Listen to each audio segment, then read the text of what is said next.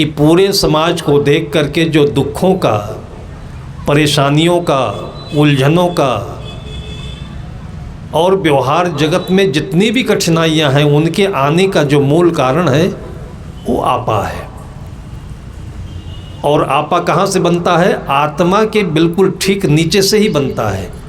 जिसको आत्मा का बोध नहीं हुआ है, जो अपने जीवन के स्वच्छ स्वरूप को नहीं समझता है, अपना सुख जैसे, अपना दुख जैसे दूसरे के सुख दुख को नहीं समझता है, वो कहीं न कहीं आत्म केंद्रित हो जाता है कि जो कुछ है वो मैं हूँ, जो कुछ मिले मुझे मिले, जो कुछ हो मेरे साथ हो, और फिर हम सबके ऊपर राज करें, सबके ऊपर दबंगई करें।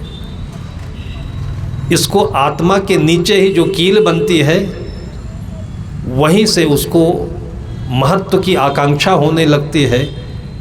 फिर उसको अपने अंदर में अपने आप का एक बड़ा भाव बनने लगता है, जिसको घमंड भी कहते हैं, अहंकार भी कहते हैं। और उस ज़माने में सदगुरु कबीर साहब के इसको आपा कहते थे।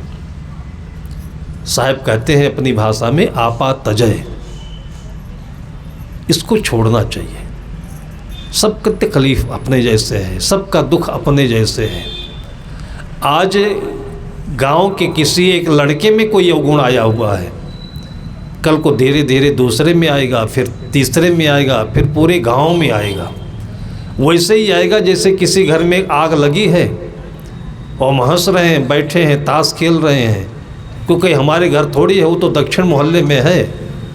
और यही करते करते सोचते सोचते हवा घूमी और दक्षिण से उत्तर की तरफ चिंगारी आई, फिर उत्तर से पश्चिम की तरफ चली गई, वो पूरे गांव में आग लगी, फिर अपना भी घर जला। लगभग ऐसे मौक़ों पर मैंने देखा है कि आत्मा के गुण में ये सहानुभूति होने के नाते अगर गांव में इस प्रकार से कोई इमरजेंसी पड़ती है तो सारी गांव के लोग मिलकर के वहाँ पर सहयोग में उपस्थित होते हैं। आग लगने पर पूरा गांव इकट्ठा होता है। किसी घर में बेटी का विवाह हो तो पूरे गांव के लोग स्वाभाविक रूप से चले जाते हैं, जो मदद करना है करते हैं। आज के ज़माने में थोड़ा आत्म केंद्रित लोग पैसों की वजह से ज़्यादा हुए। अभी बहुत सारे लोग इसमें बैठे हैं जिन्होंने सामूहिक रूप से, घर में बेटी के लिए बारात आई है, 3 दिनों की बारात होती थी, तो उस बारात के लिए जो व्यवस्था चाहिए था वो पूरे गांव से होता था। तब एक ठेका उका नहीं चलता था। प्रत्येक घर से खाट आती थी, दरी आती थी, बिछौना आता था। और यहाँ तक कि और थोड़ा पहले ज़माने में जाए, जब पीसने के लिए चक्की और हालर नहीं होता था तो गेहूँ बांट दिया जाता था, तो घरों घरों में गेहूँ लोग पीस करके उस घर में दे जाते थे। पूरे गांव भर के लोग मिल कर के बनाते थे भोजन, पूरे गांव लोग मिल कर के बनाते थे। और 3 दिनों तक ऐसी सेवा होती थी बारातियों की कि गांव वालों को ऐसा नहीं लगता था कि केवल फलाने की बेटी है, सबको लगता था कि हमारी बेटी है। और इतने स्नेह के साथ में उसके पैर पूजे जाते थे, निछावर दिया जाता था, सब लोग आते थे, सहयोग करते थे और एक सुंदर वातावरण बनता था। इसको आत्मा का भाव कहते हैं। अब पैसा बढ़ा, उनके नाने से भी काम चल जाएगा, उनके नाने से भी काम चल जाएगा। जब जब पैसा बढ़ा है और जिनके जिनके पास पैसा हुआ है और आत्म भाव नहीं था, वो बोध नहीं आया कि सब कुछ पैसे से नहीं होता है, और उनके अंदर में फिर पैसे का दम्भ आया, फिर पैसे का घमंड आया। और उन्होंने देखा नहीं कि पैसा केवल काम नहीं कर सकता है जब तक लोगों की आत्मा साथ में काम ना करे। नौकर से काम करा लिया जाता है पैसे के बल पर, लेकिन नौकर जैसे काम करे तो फिर पैसा और काम दोनों बिगड़ता है। नौकर भी अपनी आत्मा से काम करता है कि मेरे मालिक हैं और इनके घर में इमरजेंसी है, विवाह है, किसी को कोई तकलीफ़ है, तो कहीं न कहीं आत्मा का ऐसा गुण है कि वो नौकर भी पैसा भूल करके अपने मालिक के उस असमय में प्रतिकूल परिस्थिति में पूरा साथ देता है। बाद में फिर मालिक का दम्भ भी बिगड़ता है, उसका अहंकार मिटता है कि आज ये मेरा नौकर साथ नहीं दिया होता तो हमारे बेटे की पढ़ाई ये छूट जाती, ये बीमारी सही ढंग से सही नहीं होती, इसका इलाज नहीं हो पाता, तो मालिक के भीतर में उस नौ के प्रति अपने बेटे जैसे भाव बन जाता है। कुछ समझ से ये बातें आती है और कुछ व्यवहार में धीरे धीरे जब आदमी चलता है, झेलता है, करता है, भोगता है, तब धीरे धीरे अनुभव आता है कि जैसे अपने बेटे हैं, जैसे अपने घर के लोग हैं, वैसे बाहर के लोग हैं। इसलिए एक तो व्यवस्था है कि अपने घर में हम कमाते हैं, रखते हैं, खाते हैं, पीते हैं, लेकिन इस संकुचितता को मिटाने के लिए भी हमारे भारतीय परंपरा में कितने पर्व बने हैं।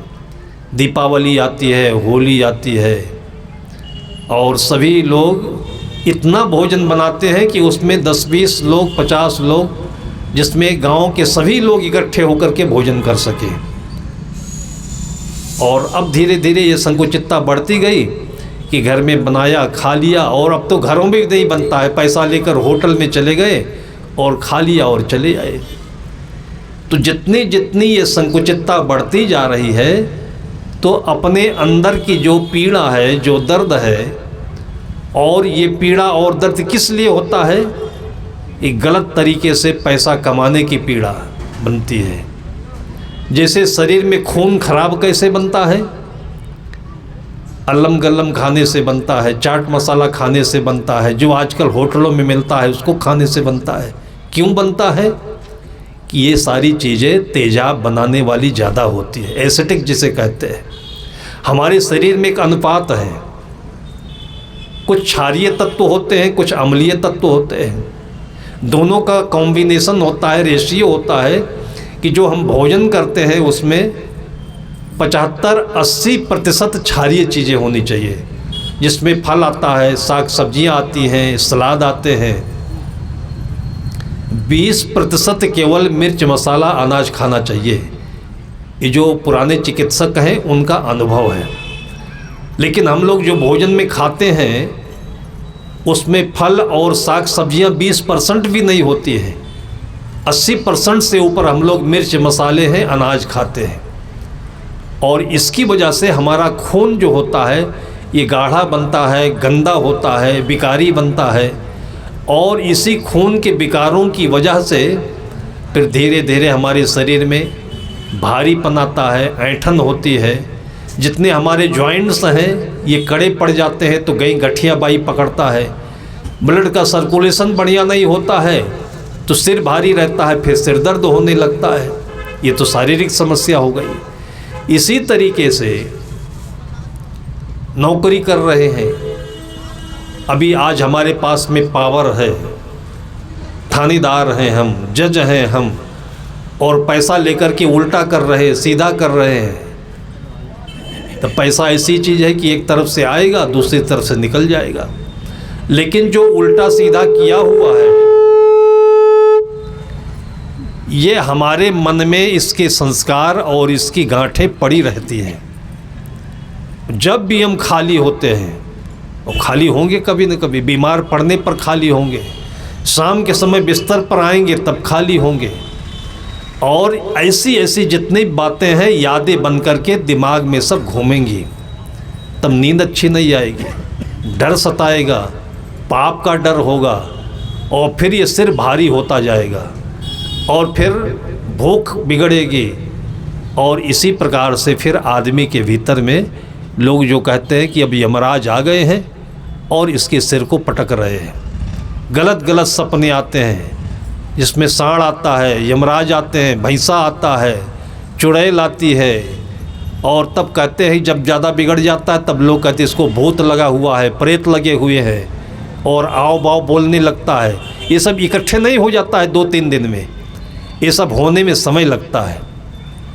तो इन सब विकारों से, वैचारिक विकार हो, शारीरिक विकार हो, इससे बचने के लिए ही पुराने ज़माने से, जिसको आचार विचार और आहार विहार कहते थे, गीता में श्लोक आता है, युक्ताहार विहारस्य युक्त कर्मश्चेष्टसु युक्त स्वप्नाव बोधस्य योगो भवति दुःखः। जितनी भूख हो उससे भी थोड़ा कम खाइए।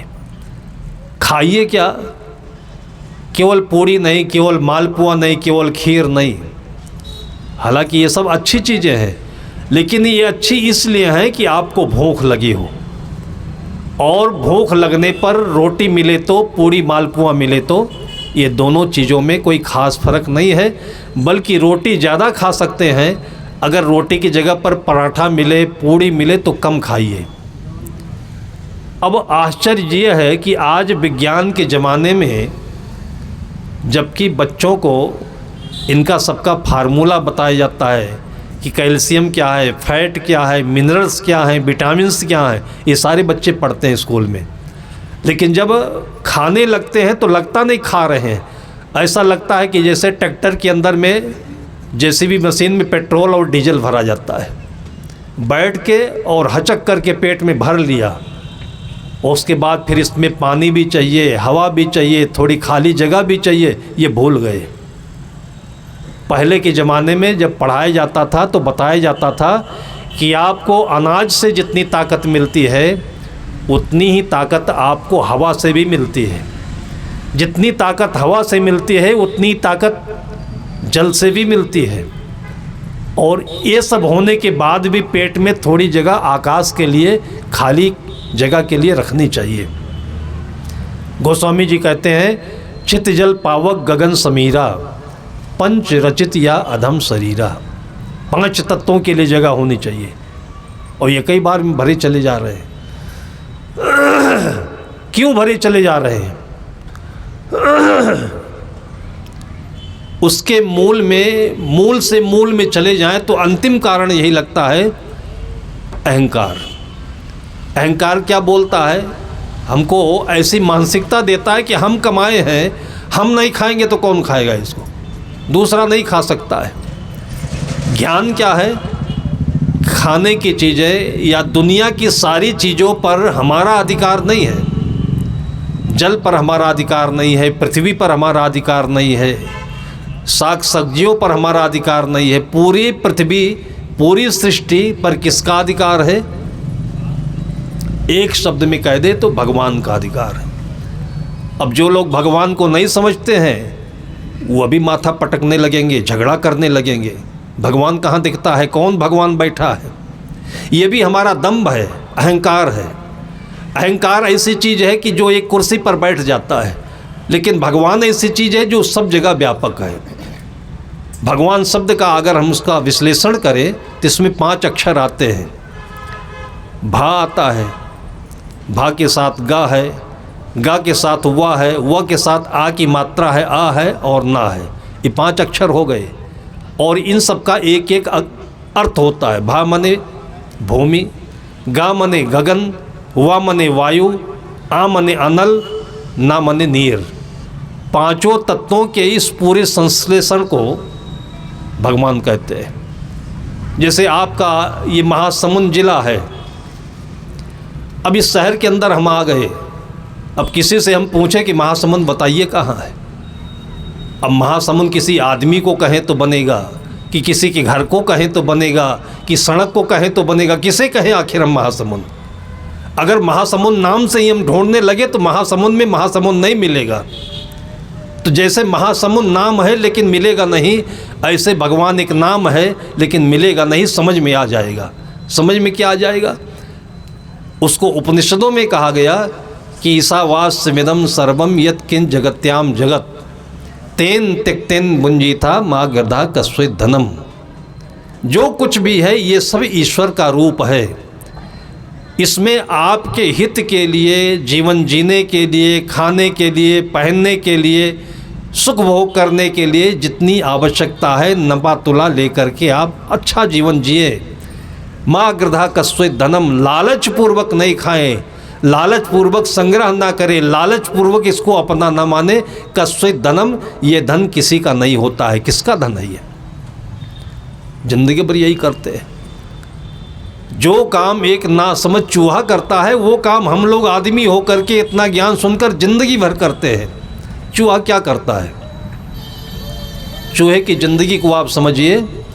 एक चूहे का पेट कितना बड़ा होता है।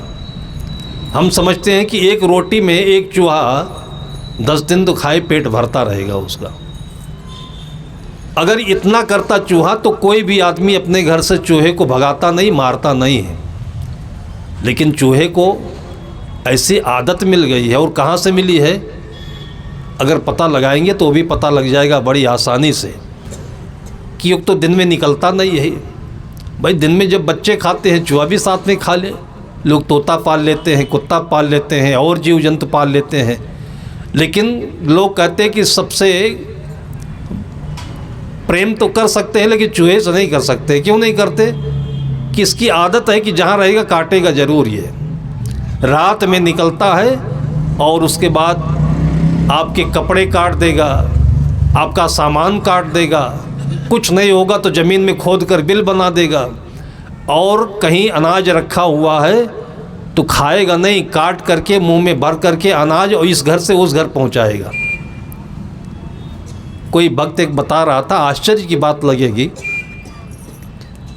देहात में सरसों की खेती उत्तर प्रदेश में अच्छी होती है, तो 3-4 कुंटल एक भखारी में जो अनाज रखने की जगह होती है उसमें 3-4 कुंटल सरसों भर के रख दिया कि बेटे की शादी है, उसमें तेल की आवश्यकता होगी और जब ज़रूरत लगी तब इसको पिरा करके तेल बना लेंगे। अब भखारी थे मिट्टी की, 2-3 साल तक उसने देखा नहीं। जब ज़रूरत आई वहाँ गए तो देखे कि भखारी में सरसों सब का सब ख़त्म हो गया। अब थोड़ा हो 2-4 किलो ख़त्म हो जाए तो लगता है कि किसी ने लेकर के उपयोग में कर लिया होगा। अब इतना भखारी का सरसों गया कहाँ? अब किसी से कहते नहीं बने। धीरे धीरे घर में चर्चा फैली, फिर आस पड़ोस में चर्चा फैली, फिर दीपावली का समय आया, लोग अपने घरों की सफाई करने लगे तो पड़ोस के 2-3 घर वाले बोले कि हमारे घर में सरसों हुआ भी नहीं, खेत में सरसों हुआ नहीं, घर में सरसों आया नहीं, और उनकी कोठरियों में देखा कि सरसों के दाने ही दाने सब बिखरे पड़े हुए हैं। इधर चर्चा है कि सरसों गायब हो गया, उधर चर्चा है कि उनके घरों में कोठरियों में सरसों आ गया है। बाद में जब बातें इकट्ठी हुई तब लोग इसको पता लगाना शुरू किए तो पता लगा इसकी भखारी से ये चूहे लोग सरसों मुंह में लेकर के और पूरी रात इधर से उधर ट्रांसपोर्ट में ट्रांसफ़र करने लगे। जैसे आपके नेशनल हाईवे में रात भर ट्रक चलता है, ऐसे ये चूहे इस घर का सरसों उस घर में, उस घर में, उस घर में पहुंचाते रहे। ईमानदार थे वो, लोगों ने बताया कि भाई आपका घर का सरसों हमारे घर में आए। आप सोच लीजिए कि चूहों ने कितनी मेहनत की होगी, इतना भारी घरकम सरसों। खेत में जाता है ये चूहा तो धान देखिए तो गेहूं देखिए तो रात भर काटता रहता है और खोदता है, बिल बनाता है, उसी में ले जाकर घुसेड़ता है, रखता है, और में खेत की कटाई हो जाती है, पानी भरा जाता है, वो भी मारा जाता है और जो काटा है वो भी चला जाता है। ये काम चूहों का है। काहे को करता है? आज समाज में देखिए तो ऐसा करने वाले आपको बहुत बड़े नेता और अफसर ऐसे मिलेंगे। अभी थोड़े दिन पहले आप लोगों ने सुना होगा कि यहाँ के अच्छे लोग स्विट्ज़रलैंड में ले जाकर के पैसा जमा किया हुआ है। भारत में बैंक नहीं है, भारत में रखने की जगह नहीं है। वजह क्या है कि यहाँ का पैसा लोग बाहर ले जा रहे हैं, लेकिन इनको तृष्णा के कारण से, अहंकार के कारण से, मैं आज जगह मिल गई है, आज मौका मिल गया है तो खूब करके जैसा भी बने पैसा कमाओ। अभी भी आप देखते होंगे 2-4 महीना पहले किसी जगह पर मैंने सुना है कि 300 करोड़ रुपए पकड़े गए हैं। आदमी कहाँ तक गिन पाता, मशीनें थक गई गिनते गिनते। 300 करोड़ रुपए काहे को इकट्ठा किया इतना भाई? तो इस प्रकार के लोग अगर मरकर चूहा बने तो इसमें क्या दिक्कत है? अभी पैसा इधर से उधर करते रहे और जब इनको कोई जगह नहीं मिली, मर करके गए तो चूहा बन करके वो सामान इधर से उधर करते रहते। इसलिए संत महापुरुषों ने कहा कि मनुष्य का जीवन पाने के बाद अगर आत्मा को नहीं समझा, जीवन को सही रूप में नहीं समझा और घमंड आया कि मैं, मेरी ज़मीन, मेरा घर, मेरा पैसा, मेरी नौकरी, तो कहीं कहीं तो इसी ज़िंदगी में सब छूट जाता है। और नहीं तो ये शरीर छूटने के बाद में यही आदत के बस में पड़ करके कोई बंदर बनता है तो दिन भर डालियाँ हिलाता रहता है, कूदता ही रहता है।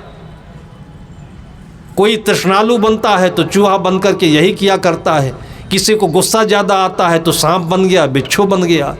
इनके सबके अंदर में आप अगर मैच करेंगे तो ये सारी चीज़ें सब आदमियों में दिखती हैं, और इनकी सबके स्वभाव आप देखिएगा तो आदमियों में दिखेंगे, आदमियों के स्वभाव इन खानियों में दिखेंगे। इसलिए संत महापुरुषों ने पूरे सृष्टि का अध्ययन किया, इसमें जितने भी जीव हैं चार खानियों की, उनके स्वभाव को देखा, आदमी को देखा, मैच करके बताया कि आज बड़ी मुश्किल से मनुष्य का जीवन मिला है, और ये अहंकार की करने की जगह नहीं है, इसमें कुछ भी अपना नहीं है, इसमें तो केवल कर्म और धर्म अपना है।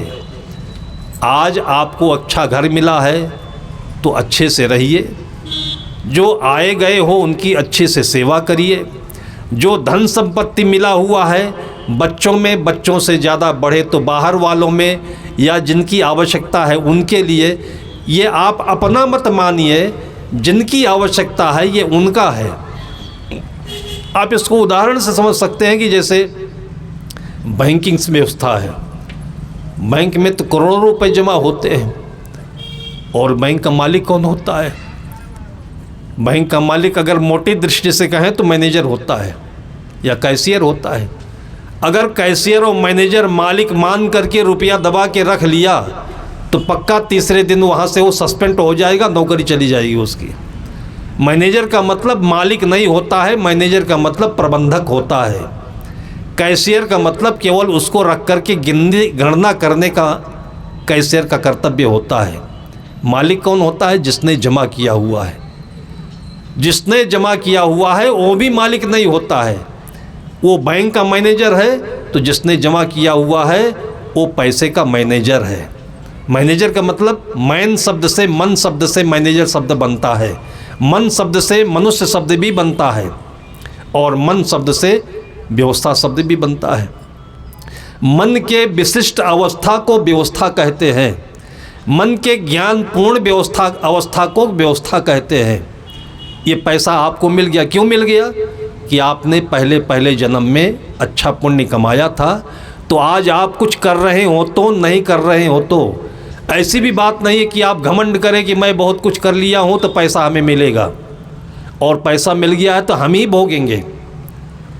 कहीं भी आपको इस जगह पर घमंड करने की गुंजाइश नहीं मिलेगी अगर ज्ञान विचार से आप देखेंगे तो। सतगुरु कबीर साहब कहते आपा तजय, अगर आप आपा छोड़ते हैं तो आपको दूसरा लाभ क्या होता है कि हरि भजय। हरि भजय का मतलब होता है कि पहले इसकी शुरुआत आप परिवार से करें। परिवार में आपके 2 बच्चे हैं, 3 बच्चे हैं, 4 बच्चे हैं, तो केवल जो पिता है वो अपने को परिवार का मालिक नहीं समझे। आपके घर में जो बेटे बेटियां आई हुई हैं वो भी इसके भागीदार हैं, और आपने कमा के रखा है इसलिए नहीं, आपके बेटे बेटियों का इसमें अंश है, हिस्सा है, इसलिए वो लेने आए हुए हैं, तो इसका मालिक वो भी होते हैं। मालिक वो भी शब्द ठीक नहीं है, इसका हिस्सेदार वो भी होते हैं, इसके व्यवस्थापक वो भी होते हैं। जैसे परिवार में जितने सदस्य होते हैं तो आपकी पूंजी का ये संविधान परक बात है कि पिता जो होता है उसकी ज़मीन का वो अकेले मालिक नहीं होता है, जितने बच्चे हैं वो सबको उसका अंश मिलता है। इसी प्रकार से घर में जो पैसा आता है उस पैसे का भी मालिक पूरे परिवार के लोग होते हैं। अब ये भाव पिता के अंदर में हो जाए तो पिता को सबसे पहले फ़ायदा ये होगा कि घमंड नहीं आएगा, बच्चों के ऊपर गुस्सा नहीं करेगा, डांट डपट नहीं करेगा। अब दूसरे स्टेप पर यह समझना है कि बच्चों के साथ जो अन्याय होता है, बहुत कुछ मैंने देखा है माता पिता के इसी भेदभाव दृष्टि के कारण से होता है। अब बच्चे कुछ जो समझदार नहीं हुए, बहुएं समझदार नहीं हुई तो सेवा किया नहीं, चापलूसी कर दिया। ठीक ठाक माता पिता की सेवा नहीं की, माता पिता गुस्सा में आ गए, उनको हिस्सा नहीं दिया। अब ऐसे ऐसे मानसिक विकारों के कारण से पूरे परिवार में वो स्थिति बन जाती है जैसे केले का पात बिखर जाता है और सारी दुर्दशा हो जाती है। और आखिर में घर में जो उपलब्ध पैसा है, धन है, संपत्ति है, ज़मीन है, इसको कौन ले जाता है? सब ठेलुआ लोग ले जाते हैं। वकील ले जाता है, जज ले जाएगा, थानेदार ले जाएगा, घर फूटे तमाशा लूटे। जो कहावत कहा जाता है कि जो गंवार लोग होते हैं वो घर को आकर के तब लौटते हैं जब घर में फूट पैदा होती है। फूट क्यों पैदा होती है? माता पिता के इसी भेदभाव दृष्टि के कारण से होती है। जब से जन्म ले लिए बच्चे तब से उनका बराबर का हिस्सा है। कोई बुद्धिमान हो तो, नौकरी करे तो, ना करे तो, जैसे भी होगा उसका अंश बराबर होगा। दूसरी बात यह है कि बच्चे कोई पुण्य लेकर के जन्म लिए हुए हैं तो अच्छा काम कर रहे हैं, अच्छा काम कर रहे हैं तो स्वयं अपनी ज़िंदगी संभाल रहे हैं। दूसरा बच्चा है थोड़ा सा बुद्धिमान कम है, नौकरी नहीं कर पा रहा है, पढ़ाई में कमज़ोर है, तो चाहिए कि उसका भाई जो समझदार है उसको अच्छी बुद्धि मिली है, अधिक बुद्धि मिली है, इसलिए मिली है कि अपने छोटे भाई को वो मदद करे। वो नहीं करता है तो उसके पैसे का दुरुपयोग होगा। जिसको भी इस दुनिया में ज़्यादा पैसा मिल रहा है, ज़्यादा बुद्धि मिली है, इसलिए मिली हुई है कि जिनके पास कम पैसा है, कम बुद्धि है, कम लायक हैं वो लोग, उनकी मदद करें। आप पैसे के मालिक बनते हैं तो पैसा रखा रह जाता है, आदमी मर के चला जाता है, पैसे का लड़के दुरुपयोग कर लेते हैं। और जिनके पास अच्छी बुद्धि होती है वो पैसे का यथास्थान अच्छा उपयोग करते हैं, बच्चों के लिए भी, और जहाँ ऐसी आवश्यकता हो वहाँ पर भी पैसे का अच्छा उपयोग करते हैं। आप इसको बड़े बड़े घरों में उदाहरण लेकर के देख सकते हैं कि अरबों रुपया कमा करके लोगों ने रखा। जो समझदार लोग हैं, हॉस्पिटल बन रहा है, उनके पास पैसा अधिक है, उसमें दे दिया।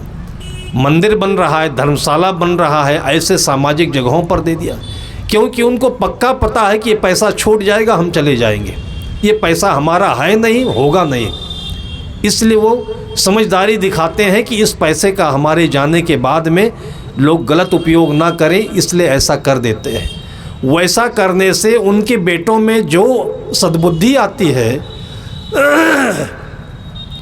उनके बेटों में अपने पिता को ऐसा करते हुए देख करके जो संस्कार आते हैं, उस संस्कारों की वजह से उनके क्रियाकलाप अच्छे बनते हैं और समाज में उनकी यो प्रशंसा होती है कि उससे कई गुना ज़्यादा पैसा फिर और आते रहता है।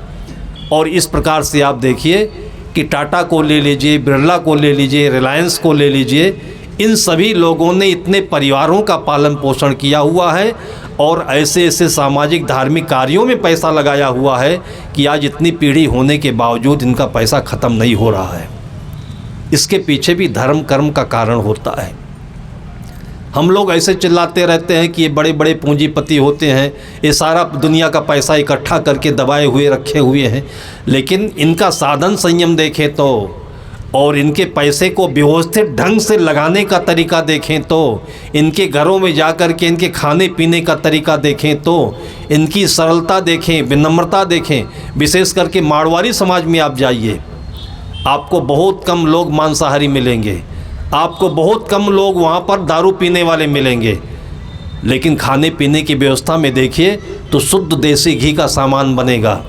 भोजन भंडारा हो तो, अतिथियों का स्वागत करना हो तो, अभी जो मकर संक्रांति आई हुई है, इनका सबका नियम होता है कि तिल के लड्डू बांटना है, मच्छरदानी बांटनी है, गरीब लोगों को कपड़े बांटना है। धर्म में भी इतने आगे होते हैं कि जहाँ भी संत मिल गए, गरीब मिल गए तो कुछ न कुछ करते ही रहते हैं ये, और जितना करते रहते हैं दूसरी तरफ से आप देखिए उनके घर में, उनके कंपनी में, उनके फैक्ट्री में उतना ही पैसा आता भी रहता है। ये तो एक प्रकार सा चक्र है। जैसे आगे चल रहा है कोई आदमी और आदमी आगे बढ़ेगा नहीं तो पीछे से आदमी को जाके नहीं जगह नहीं मिलेगी। कुएं में पानी निकाला नहीं जाएगा तो ऊपर का पानी गंदा होता रहेगा, नीचे से पानी ऊपर आएगा नहीं। सबसे अच्छा उदाहरण लोगों ने कुएं का बताया है, हमारे ऋषि मुनियों ने, कि जैसे कुएं का पानी बड़े बड़े गंदा हो जाता है और फिर किसी के काम में नहीं आता है, जो उसको खाता है उसका पेट बिगड़ता है, उसका स्वास्थ्य बिगड़ता है। इसी प्रकार से ये पैसे का अपने जीवन में आना अपने मालकियत के लिए, अपने अहंकार के लिए खतरनाक होता है। ये सबकी चीज़ है, लेकिन ऐसा भी नहीं हो सकता है कि भाई इसको हम सड़क पर फेंक दें। आपको इसलिए मिला हुआ है कि पैसे के साथ साथ आपको सद्बुद्धि भी मिले और सद्बुद्धि कहाँ से मिलेगी? अच्छे लोगों के पास बैठने से मिलेगी। अच्छे लोगों में कौन होते हैं? सज्जन है, कहीं आश्रम है, कहीं संत लोग हैं, कहीं अच्छा कार्यक्रम चल रहा है। ऐसे जगहों पर जब आप जाएंगे, वहाँ पर देखेंगे, और वहाँ पर आप ही थोड़ी जाते हैं, वहाँ पर गरीब लोग भी आते हैं। आप जितने भी धार्मिक स्थल हैं, बद्रीनाथ, केदारनाथ, अमरकंटक, कहीं भी जाएं, तो वहाँ पर जितने बड़े बड़े लोग आते हैं, उसी प्रकार से वहाँ पर छोटे लोग भी आते हैं। छोटे लोग उसको नहीं कह सकते हैं जो पैसे से कमज़ोर हैं। छोटे लोग का मतलब होता है जिनके पास व्यवस्था आप जैसी नहीं है। लेकिन ज्ञान ये कहता है कि वो भी हमारे जैसे ही हैं और हम भी उनके जैसे ही हैं। अभी इसका बिल्कुल ज्वलंत उदाहरण हम लोगों ने राम जन्मभूमि स्तर पर देखा है। जो अंबानी, जिसको हम अनिल अंबानी कहते हैं, Z+ की सुरक्षा है उनके लिए, लेकिन वहाँ पर अकेले अपनी पत्नी और बच्चों के साथ में वो आए थे, और बहुत सारे लोगों के बीच से होकर के गुजरे तो लोगों ने उनको पहचाना भी नहीं होगा। और ऐसे कितने कितने अमिताभ बच्चन आए, शाहरुख खान आए, अरबपति नहीं अरबपति आदमी आए, लेकिन जैसे आप हैं, जैसे और आदमी है, वैसे वो आए। तो वहाँ पर ये भावना सबके अंदर में एक पुण्य प्रबलता के साथ में आई कि हम सब एक जैसे हैं। जो उनके पास पैसा है ये केवल उनकी व्यवस्था के अंतर्गत है, लेकिन ये पैसा सबका है। तो ये सब चीज़ें अपने अंदर में कब आती हैं? जब आत्मा का भाव आता है। कब नहीं आती हैं? जब अहंकार का भाव आता है। अहंकार का भाव कहाँ से पैदा होता है? उसकी शुरुआत है कि जैसे बेटा हुआ घर में, तो मोटी मोटी भाषा में लोग कहते हैं कि आज मैंने बेटा पैदा किया। संस्कृत भाषा में कहते हैं कि आज मुझे पुत्र रत्न की प्राप्ति हुई। बेटा कोई पैदा करता है क्या? जिनके घरों में संतान नहीं होते हैं, अगर पैदा करने से हो तो वहाँ ऐसे कोई परिस्थिति नहीं आनी चाहिए। लेकिन वो बेटे आपके घर का दरवाज़ा खुला था, एक रास्ता पाकर के आपके घर में आ गए, आपकी बेटी बनकर आए, बेटा बनकर के आए, बहू बनकर के आई, और नाते रिश्तेदार बनकर के आए। अब इनके साथ आपको आत्मीय व्यवहार करना चाहिए। जैसी आपकी परिस्थिति है, उस परिस्थिति के अनुसार उनकी सेवा करनी चाहिए और अपने जीवन की रक्षा करनी चाहिए। सद्गुरु कहते हैं, आपा तजय हरि भजय, नख सिख तजय विकार। जब सबको आप बराबर भाव देंगे, भजने का मतलब सबको बराबर आप याद करेंगे, सबका सम्मान करेंगे, तब नख से लेकर सिख तक के आपके अंदर के मन के और तन के विकार दूर हो जाएंगे। जो सबको खिलाकर खाता है वो कम बीमार पड़ता है, नहीं बीमार पड़ता है। जो सबके साथ बैठकर खाता है वो ज़्यादा नहीं खाता है, इसलिए कम बीमार पड़ता है। हमारे भारतीय परंपरा में जो इस प्रकार के एक किंवदंतियाँ बनाई गई हैं, इसमें मुख्य कारण यही था कि जो अकेला खाता है वो पक्का दूसरे दिन अस्पताल जाता है। अकेला क्यों खाता है? कि दूसरा देखेगा तो टोना लग जाएगा, नज़र लग जाएगी। आपके छत्तीसगढ़ में टोना ही बना करके कितने लोगों को पीट दिया गया, घर से निकाल दिया गया। जिनके पास बुद्धि कम है, व्यवस्था कम है, खाने को नहीं मिलता है। सही खाने का हकदार तो वो होते, और हम लोगों ने अपनी बुद्धि की चालाकी से, अपनी दबंगाई से, अपनी प्रतिभा से जो कुछ इकट्ठा कर लिया है, उस पर कुंडली मारकर बैठे हैं और सब कुछ पेट में ले जाकर के हजम कर लेना चाहते हैं। लेकिन जिसने ये सृष्टि बनाई है, अगर हम एक परिवार समझ ले सृष्टि को, तो जैसे पिता के 4 बेटे हैं, तो लगभग माता पिता ये नहीं चाहते कि मेरे चारों बेटों को बराबर हिस्सा नहीं मिले। तो अगर कल्पना कर लीजिए कि सृष्टि में कोई परमात्मा है, तो उसने यही विधान बनाया होगा कि जितने भी इसमें जीव जंतु हैं, आदमी हैं, सबको बराबर हिस्सा मिलना चाहिए। और यही भारतीय संस्कृति कहती है कि चींटी से लेकर के हाथी तक जितने भी प्राणी हैं, मनुष्य के अलावा भी जो 3 खानियाँ हैं, सबका इस पृथ्वी के इस साम्राज्य में बराबर बराबर हिस्सा आता है। इसलिए आप चींटी भी मत मारो, चूहा भी मत मारो, सांप बिच्छी भी मत मारो, आदमी को भी मत मारो, बल्कि जहाँ तक बन सके इनसे बचो और इनको बचाओ। जियो और जीनो दो, ये हमारा धर्म कहता है। लेकिन नहीं समझ में आए तो आदमी इसी में मारपीट भी करता है, चोरी भी करता है, चालाकी भी करता है और उसके बाद भोगता भी है। जीवन में भोग करके कोई समझे तो कई जन्म लग जाएंगे, और संत महात्माओं के पास बैठ करके समझे, ये ज्ञान तो जीवन की शुरुआत में मिलनी चाहिए। जैसे महासमुंद से आपको बेंगलोर जाना है, तो बेंगलोर पहुंचने से पहले आपको ज्ञान मिलना चाहिए। बेंगलोर जाने का रास्ता पता होना चाहिए कि आप घर से निकलने लगे तब पता होना चाहिए। घर से आप निकले, रास्ता पूछे नहीं, और बेंगलोर जाने के बजाय बम्बई पहुंच गए, किराया खर्च हो गया। अब बम्बई में लोगों से बेंगलोर का पता पूछेंगे तो कोई बताएगा क्या? यही बताएगा कि आप जब महासमुंद से निकले थे तभी पता पूछ लिए होते।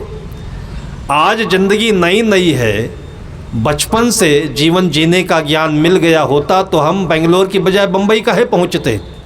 हमें एक अच्छी ज़िंदगी लेकर के वृद्धावस्था में नहीं पहुंचते, हम अमर लोक में पहुंच जाते, हम परमार्थ लोक में पहुंच जाते, जहां पर मौत होती ही नहीं, जिसको जन्नत कहते हैं, जिसको स्वर्ग कहते हैं, जहां पर हर चीज़ की व्यवस्था होती है, कोई कमी नहीं होती है। वो कौन सी जगह है? वो मन का साम्राज्य है। मन में जिसके उदार भावना है उसके लिए कभी किसी चीज़ की कमी नहीं पड़ती है। जो जितना देता है, जितना खिलाता है, उतना ही आता है और उतनी उसके लिए व्यवस्था होती जाती है। तो ये तो माता पिता का पुण्य है कि वो अपने भी कमाएं और इसी पुण्य को ज्ञान में बदल करके अपने छोटे छोटे बच्चों को संतों के पास बैठा करके, संतों के पास अन्नप्राशन संस्कार करा करके, संतों के पास ले जा करके गले में माला पहना करके, ये सारी परंपराएं हमारे भारतीय संस्कृति में देखने को मिलती हैं। गांधी जी जब विदेश पढ़ने के लिए जाने लगे, आप लोगों ने सुना होगा, तो उनकी माँ रोने लगी। पढ़ने के लिए जा रहे थे, माँ रोने लगी। तो गांधी जी ने पूछा कि माँ आपको कोई तकलीफ़ हो रही क्या? मैं अच्छे काम के लिए जा रहा हूँ, अपने भविष्य को उज्जवल करने के लिए जा रहा हूँ।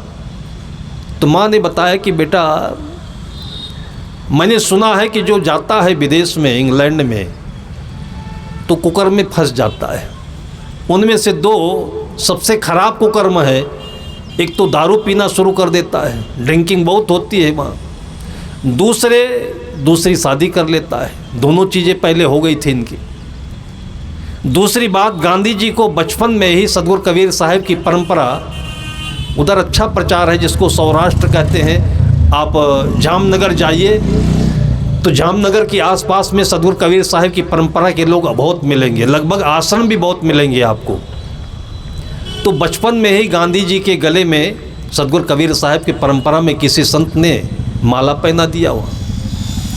इन दोनों चीज़ों ने, जो माँ को वचन दिया था गांधी जी ने कि माँ मैं पढ़ने जाता हूँ और आपको वचन देता हूँ कि ये दोनों चीज़ें हमसे गलत नहीं हो पाएंगी।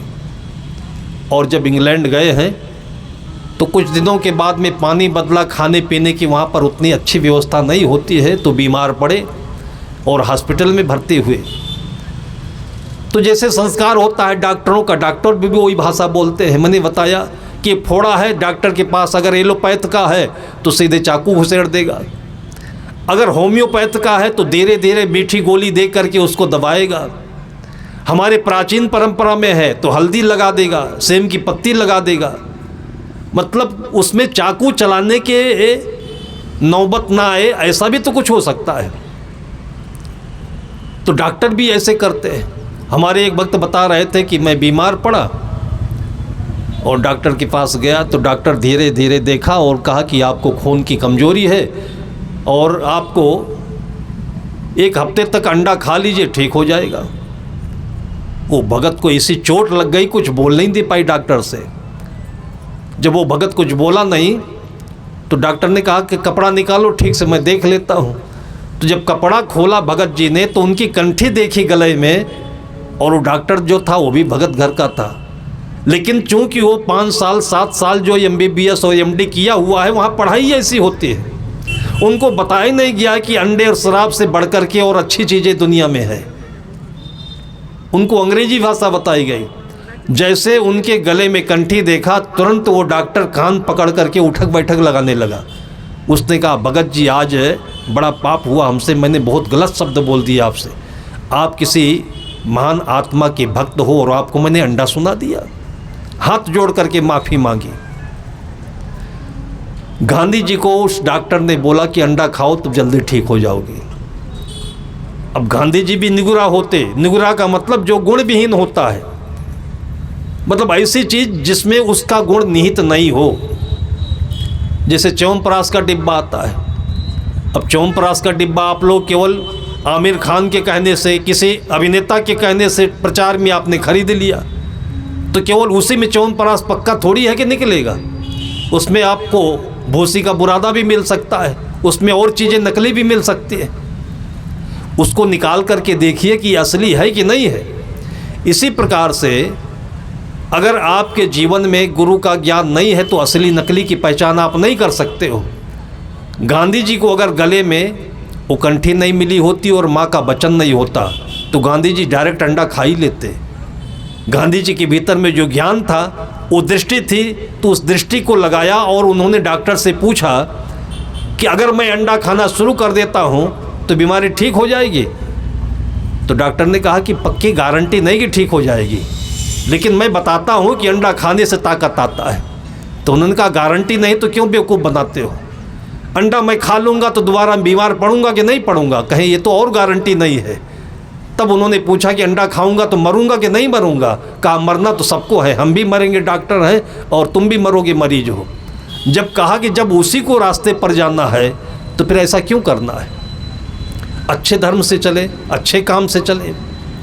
ये चीज़ें अगर आपके बच्चों में नहीं हैं तो आपके बच्चों को दिग्दर्शन कौन कराएगा? आप अहंकार पूर्वक कहते हो कि बच्चा मेरा बेटा है, लेकिन आपने अपने बच्चे को दिया क्या चीज़ है? उनको आँख दी कि कान दिया कि पैर दिया कि हाथ दिया कि क्या बनाया आपने वो बच्चे को पाल? लेकिन सारी दुनिया में केवल घमंड करते हो कि बेटा मेरा है, बेटा मेरा है। सद्गुरु कहते हैं कि ये आपा छोड़ दो, ये नहीं कहो कि मेरा है, ये कहो कि ये मेरे घर में मिला हुआ है, ये कहीं से आया हुआ है, हमारे पूर्व जन्म का कोई नाता है, इसको पूरा करने के लिए आया हुआ है। और ये भाव रखोगे तो बच्चे के साथ कभी झगड़ा नहीं होगा, बच्चे के साथ वो विनम्र व्यवहार होगा कि बेटा आपका पूरा सम्मान करेगा, आपको देवी देवता के स्थान पर रखेगा। झगड़े का कारण क्या होता है? अगर बहू सासू को कुछ बोले और सासू बोलना बंद कर दे, गुस्सा में नहीं, प्रेम से, उसका कोई जवाब नहीं दे, 1 दिन 2 दिन 3 दिन के बाद देख लेना कि बहू आकर के सासू के पैर पकड़ेगी और उसके भीतर में इतनी बेचैनी हो जाएगी कि मेरी मम्मी को मैंने क्या कह दिया कि मेरी मम्मी अब उतना नहीं बोलती है, खुश भी रहती है लेकिन कुछ बोलती नहीं। तब हाथ जोड़ करके बोलेगी कि मम्मी मैं बच्ची हूँ, अभी आप बोलोगी नहीं, बताओगी नहीं तो मेरा रास्ता बिगड़ जाएगा। ये आपकी बहू आकर के अपने आप बोलेगी। और जिस सासू में दबंगई होती है, बहुत बोलती है, मिनिस्टर बन करके, डायरेक्टर बन करके, चेयरमैन बन करके, क्योंकि आजकल यही पद ज़्यादा हाईलाइट में आते हैं, तो घरों में रहने वालों को भी बड़ा शौक बना रहता है कि हम तो केवल घर में माँ बनकर रह गई, हम तो घर में केवल गृहिणी और रसोइया बनकर रह गई। क्या गृहिणी होना, रसोइया होना, माँ बनना कोई छोटी बात है क्या? इनका महत्व न समझ पाने के कारण से आज लोगों को केवल पाखंड अच्छा लगता है और घर के काम छोड़ करके, बच्चों की जिम्मेदारी छोड़ करके लोग चेयरमैन बने घूम रहे। अब कोई पढ़ा लिखा है, व्यवस्था है तो करे, लेकिन कहीं भी जा करके ये भूलना नहीं कि तुम माँ भी हो, तुम बहन भी हो, तुम किसी घर की जिम्मेदार भी हो। वो पिता के लिए भी है और माँ के लिए भी है। ये नहीं हो करके केवल आदमी घमंड याद करे तो उस घर में निश्चित है कि टुकड़े टुकड़े होंगे, जैसे शीशे के होते हैं, केले के पात के होते हैं। सद्गुरु कहते हैं आपा तजय हरि भजय, नख सिख तजय विकार। आपने देखा है कितने घरों में, मैंने तो देखा है, शाम के समय जब संध्या आरती होती है, किसकी होती है? गुरु हो तो उनकी होती है, नहीं तो माता पिता की होती है, उनकी याद में होती है। और उसके बाद सभी लोग एक ही जगह बैठ करके और तब भोजन करते हैं। इसमें भोजन ही नहीं मिलता है, इसमें माता पिता भाई बहन का प्रसाद भी मिलता है, प्यार भी मिलता है और ज़िंदगी बहुत अच्छे से फलती फूलती है। जब एक जगह हम बैठेंगे नहीं, किसी के चेहरे के आमने सामने होंगे नहीं, तो एक दूसरे के दिलों में क्या चल रहा है, क्या पा रहा है, क्या खो रहा है, कैसे पता चले।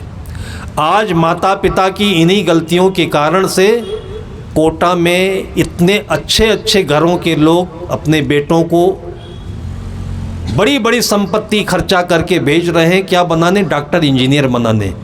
और हर साल आप लोगों को बताऊं, और पता भी होगा कि 25, 30, 40 लड़के आत्महत्या करके मर जाते हैं। क्यों मरते हैं? एक तो खाना ठीक नहीं है, ये वहाँ पहुँच जाते हैं, आप पैसा भेजते रहते हैं और अपने बिजनेस में, नौकरी में, गृहस्थी के चक्कर में डूबे रहते हैं। कभी आप ख्याल करते हैं कि मेरे बेटे को मेरी माँ याद आती है कि नहीं आती है? कभी आपने ख्याल किया कि उसको दुलार प्यार देने वाला कोई वहाँ पर उसका माई बाप है कि नहीं है? माता पिता का स्थान दुनिया के किसी कोने में बच्चा चला जाए, ये कोई ले नहीं सकता है। पैसा नहीं ले सकता है, होटल नहीं ले सकते हैं, चाहे जितनी बड़ी व्यवस्था आप कर दें। और अहंकार नहीं होता तो गरीब घर की माँ कभी अपने बेटे को भूलती नहीं है। गरीब घर की माँ नहीं बताता, ये कुत्ते और जानवर नहीं भूलते हैं। कभी आप लोगों ने ध्यान दिया है, अगर आँखों में ज्ञान का रस हो तो आप देखिए कि दुनिया के किसी भी कीड़े मकोड़े में इतना प्यार तो होता ही है अपने बच्चों के लिए। कबूतर आपके घरों में आकर के बैठते होंगे, कभी ख्याल करना आप, जो बच्चा देता है कबूतर या कबूतर मादा, तो कबूतर नर और मादा मिलकर के उस अंडे को छोड़ते नहीं हैं, 1 सेकंड के लिए भी नहीं छोड़ते हैं। कभी मादा बैठेगी, कभी नर बैठेगा, और ऐसे उसकी सुरक्षा करते हैं, पंख फैलाकर बैठते हैं कि अपना जो संस्कार है, अपना ज्ञान है, जीवन की कला है, पूरा उस अंडे में वो समा देते हैं। उस अंडे को कोई छू नहीं सकता है। और कदाचित कभी चूक हो गई और अंडे को किसी ने छू लिया, पता नहीं आप लोगों को पता है कि नहीं पता है, अंडे को किसी ने छू लिया तो लौट करके वो कबूतर उस अंडे के पास फिर जाता नहीं। कहते हैं अंडा बरंडा हो जाता है, वो बच्चा नहीं बनता है कभी फिर। हमारे मनुष्यों को क्या हो गया है? माता पिता बच्चे का जन्म दे देते हैं, कभी बारी लगाई, कभी आपने ख्याल किया? ये व्यवस्था है। मन नहीं करता कि बच्चों को आप अपने कमरे में बंद करके रखिए, भावना के कमरे में रखिए, भावना के वातावरण में रखिए। ये किसकी जिम्मेदारी है? हम अनाथ बच्चों को, ऐसे बच्चों को जब हम पढ़ाई वाले बच्चे मिलते हैं, कहीं ट्रेन में मिल गए, कहीं होटल में मिल गए, उनको देख करके, उनके भीतर की निरस्ता को देख करके हम लोगों को दर्द महसूस होता है। जब उनसे हम प्यार भरी बातें करते हैं तो ऐसा लिपटते हैं वो बच्चे, ऐसा मानने लगते हैं, ऐसा लगता है कि इनके माई बाप से बढ़ करके साधु संत माई बाप होते हैं। लेकिन उनके माता पिता को तरस क्यों नहीं आती है? केवल पैसे का घमंड है, केवल अपने काम का घमंड है, उसको अपना मालिक समझने लगते हैं। मालिक ना समझ करके अभिभावक समझते तो निश्चित है कि उनके भाव से वो बच्चे दूर नहीं होते। उन बच्चों को कितने लोगों ने छुआ होगा, कितने लोग आकर के बच्चे को मिसगाइड कर रहे होंगे। थोड़ा बैठ करके, यार चले आज होटल में 2 पैग लगा लेते हैं। आपने कभी शाम को पूछा कि बेटे तुमने खाई क्या, तुम आज कहाँ कहाँ पर घूमे हो, तुमने पढ़ाई क्या करी है? तो इस प्रकार से माता पिता का ये धर्म होता है। और इसलिए माता पिता को हमारे इस भारतीय परंपरा में, पौराणिक भाषा में ब्रह्मा और विष्णु कहा जाता है, और तीसरा जो देवता होता है उसको महेश शंकर कहा जाता है। इन शब्दों को तो हम लोगों ने धज्जियाँ उड़ा दी, इसको छोड़ दिया और भूल गए। माता पिता और गुरु, ये 3 केंद्र ऐसे हैं समाज के कि जिनकी इज्जत नहीं हुई, जिनका सम्मान नहीं हुआ, तो ये धरती नष्ट हो जाएगी, ये समाज भ्रष्ट हो जाएगा, कभी कोई सुख नहीं पा सकता है।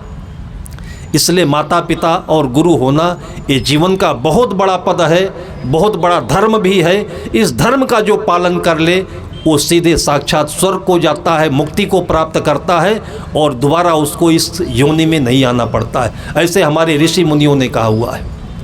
लेकिन आज माता पिता के पद में ही क्या कमजोरी आ गई है, हमारी धारणाएं बदल गई हैं कि बच्चे के साथ वैसा व्यवहार नहीं कर पाते हैं, आत्मीयता ना होने के कारण से। और आत्मीयता क्यों नहीं होती है कि हम लोगों को हमारे पुरखों ने ही पैसा तो दे दिया, लेकिन आत्मा का भाव नहीं दिया, दिल नहीं दिया।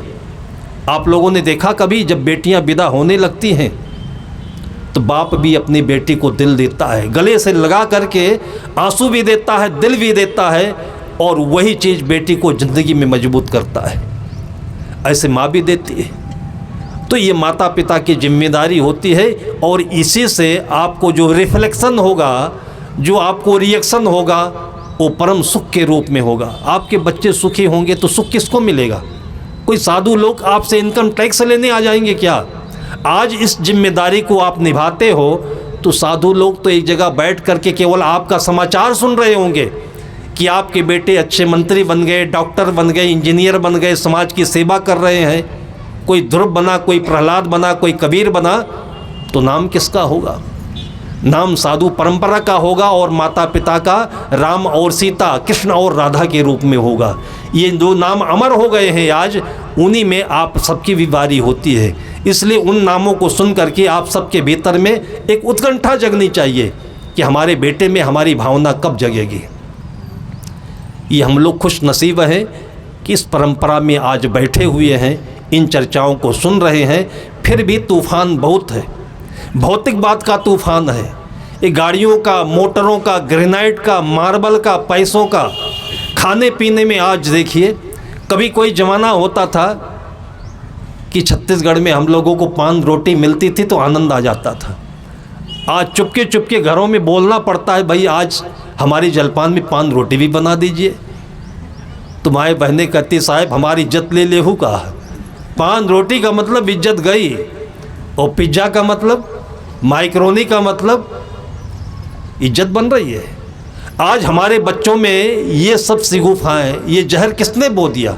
हमारी लापरवाही ने बो दिया।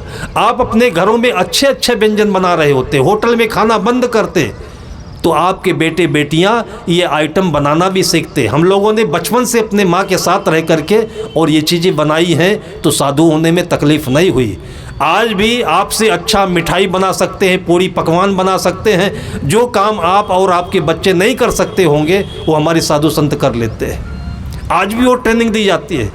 आपने अपने घर को केवल चारबाग का रेलवे स्टेशन, रायपुर का रेलवे स्टेशन बना दिया, आए और निकल गए, आए और निकल गए। आपका घर घर तब होगा जब आपके बच्चों को आनंद आ जाएगा। कितने घरों में मैंने बच्चों को देखा है कि साहब को याद करते हैं, इतने दिन हो गए साहब नहीं आए, फ़ोन करके बात करा लीजिए। एक घर से मैं निकल रहा था, बार बार मैं इस बात को इसलिए बता देता हूँ कि आप लोगों को इसका शौक़ होना चाहिए कि मेरे बच्चे भी याद करें। अभी कल किसी घर में आते आते मैं पधरौनी में चला गया है, आने से पहले गया।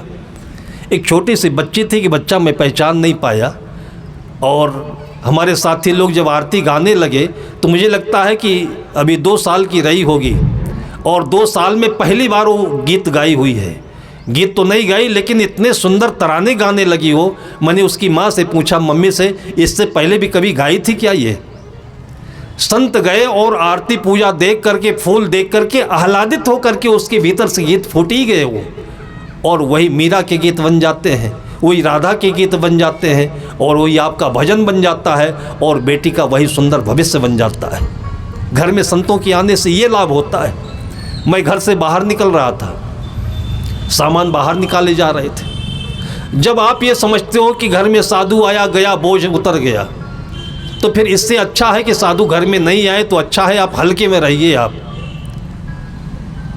वो ज़माना होता था कि सदगुरु विशाल देव का कोई मठ नहीं होता था, तो गांव गांव में रुकते थे वो लोग, बगीचों में ऐसे प्रण कुटीर बनाते थे।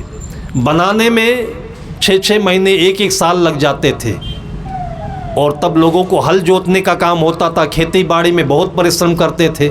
आज तो मशीन का युग आ गया है। आप समझ लीजिए कि भावना भक्ति की जो पराकाष्ठा थी, कितने शिखर पर थे उस ज़माने में, कि लोग बढ़िया बगीचा तैयार करके उसमें पर्ण कुटीर बना करके और 20-20, 50-50 संतों को लाकर रखते थे, और पूरे गांव में 2-2, 3-3 महीने तक भोजन बनता था। 3-3 महीना रहने के बाद जब गांव से संत विदा होने लगते थे, तो घर के लोगों के आंखों में आंसू होते थे, और लोग शिकायत करते कि साहब जी अभी तो दिल भरा नहीं। वो ज़माना याद करिए। अब जब सीता के स्वयंवर में राम वाटिका में घूमने गए और घूमते घूमते चहलकदमी करते तेज़ी से आगे निकले चले जा रहे हैं। और सीता जी अपनी सहेलियों के साथ पीछे आती है तो सीता आवाज़ करते हुए बोलती है कि जरा देर ठहरो राम, जरा देर ठहरो राम, तो क्या नहीं है अभी हमने जी भर के देखा नहीं है। 3-3 महीने जिस गांव में 9-9 महीने तक वो रुके हैं सदगुरु विशाल देव, और जिस गांव में रुके हों और चलते समय सबकी आंखों में आंसू कि साहब आप इतनी जल्दी चले जा रहे हो, हमारे घरों में तो अभी ठीक से भोजन भी नहीं बना हुआ है। और आज कार्यक्रम के नाम पर तो कहीं कहीं मैंने देखा है कि 2 दिन का फिक्स होता है और सब कुछ किराए का होता है, और कदाचित हमारी गाड़ी आने में देरी हो गई तो आ करके हमको खड़ा करके वो गद्दा उठा ले जाता है, कहता है महाराज हमारा तो समय पूरा हुआ, आप चाहे गद्दा पर बैठिए चाहे ज़मीन पर बैठिए। आप ऐसे ऐसे कार्यक्रम होने हैं जब, तो हमारे इस ज्ञान का कटोरा कहाँ मिलेगा जिसमें ज्ञान भरा रहेगा, किस आंगन में ज्ञान बरसेगा। ये हम घर से निकल रहे थे, सामान निकाला जा रहा था, जो घर का मुखिया था वो 32 साल का लड़का, उसकी उंगली पकड़े बार बार लड़का इधर से उधर उधर से उधर आए जाए।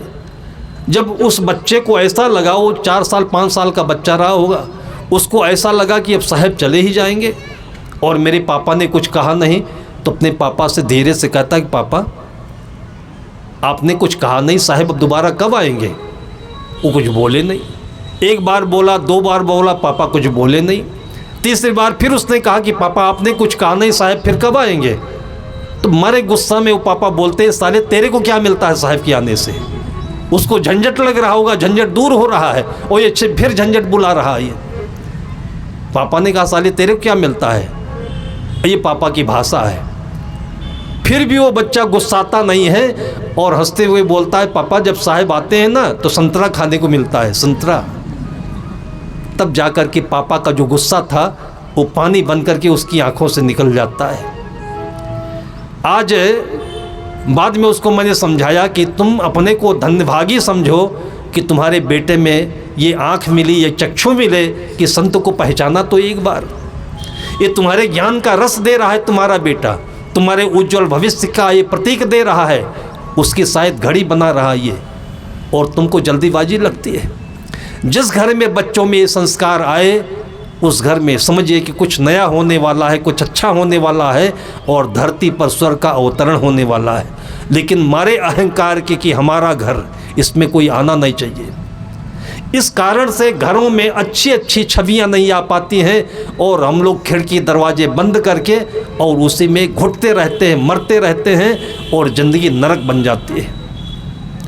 उस ज़माने को याद करिए आप, जिसको सबरी कहते हैं, जिसको मीरा कहते हैं, हमारे पूर्वज कहते हैं कि गरीबी के समय में भी घरों में कितने आगंतुक आते थे, अतिथि आते थे, रिश्तेदार आते हैं। पता है आप लोगों को रिश्तेदारियां पहले ज़्यादा चलती थी। लोग साल भर में महीने महीने तो रिश्तेदारी करते थे, और आज लोगों का ईगो इतना बढ़ गया है कि जब तक बुलाया नहीं आए, जब तक कोई बुलाने नहीं आए, गाड़ी नहीं आ जाए, तब तक कोई किसी के घर जाता नहीं है, और शादी विवाहों में जाता भी है तो केवल चुपके चुपके खा करके और 5 मिनट 10 मिनट दे करके गाड़ी पर बैठकर चला आता है। किसी से किसी का दिल मिलता है? जब किसी से किसी का कोई वास्ता नहीं, दिल नहीं है, तो बताइए आप क्या हैं? आप किस लिए इस जन्म को धारण किए हैं? आपको मुक्ति कैसे मिलेगी, शक्ति कैसे मिलेगी, आत्मज्ञान कैसे होगा? तुम्हें गैरों से कब फुर्सत, मैंने किसी शायरी से सुना था, तुम्हें गैरों से कब फुर्सत, हम अपने गम से कब खाली, चलो बस हो गया मिलना, न तुम खाली न हम खाली। कौन खाली है दुनिया में?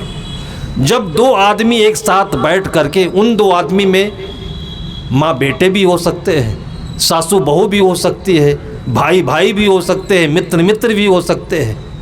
जब 2 लोगों को एक जगह बैठ करके दिल से दिल की बात करने की फुर्सत नहीं है, तो बताइए सत्संग क्या है? केवल टीवी देखना है, टीवी पर साधुओं के केवल आवाज़ सुन लेना है? इससे कभी कुछ नहीं होने वाला है। सत्संग का तो मतलब ये होता है कि सच्चे दिल के साथ किसी के साथ बैठ जाइए, और बैठना तभी आएगा जब घमंड निकलेगा। और ऐसे हमने बड़े बड़े लोगों को भी देखा है। नेपाल के राजघराने में मैंने देखा है। पहली बार सदगुरु प्रेम साहिब के साथ मैं नेपाल गया था, काठमांडू, और 2-4 दिन के भीतर में ही उस समय के राजा वीरेंद्र हुआ करते थे और उनकी माँ थी, उनकी मंझली माँ थी। उन्होंने अपने दरबार में संतों का भंडारा किया। बड़ा भारी हाल था, बड़ी अच्छी व्यवस्था थी और रानी कथा सुनने आई थी। सिक्योरिटी रही, एक तरफ संत बैठे थे, बीच में गुरुदेव जी, उनके ठीक सामने गद्दी पर रानी बैठी हुई थी और वो उस समय विधवा हो गई थी, उनकी उम्र रही होगी 45-50 की। दूसरी तरफ संत लोग, हम लोग बैठे थे।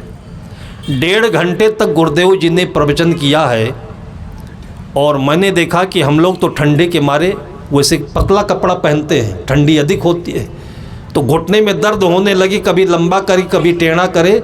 लेकिन उस महारानी को मैंने देखा कि 1.5 घंटे तक मार्बल की स्टैचू बन करके ऐसे बैठी थी कि लगता नहीं था कि इंसान है, कि ये पत्थर की मूर्ति है। ये आप लोग सोचते होंगे कि रानी तो बहुत शौकीन होती है और छैल छबीली होती है, नौकरानियों से काम कराती है, वो तो सिंहासन पर बैठती है, तमाम बातें अपने मन में आएंगी।